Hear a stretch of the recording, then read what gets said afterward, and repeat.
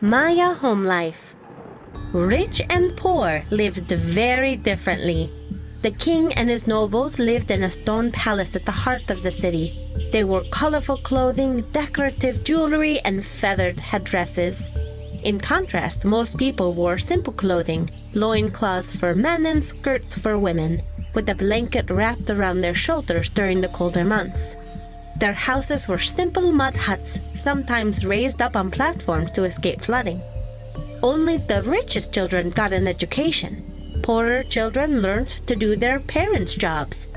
Most men were farmers, while women looked after the children, wove cloth to make clothes for the family, and cooked meals over an open fire.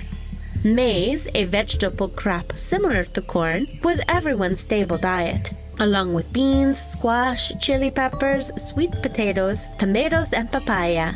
Fish, turkey, ducks, and deer were also sometimes eaten.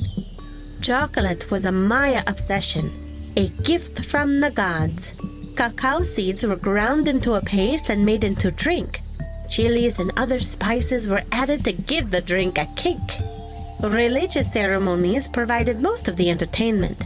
Music, dancing, and ball games, where the loser was sacrificed to the gods, were all parts of a religious ceremony.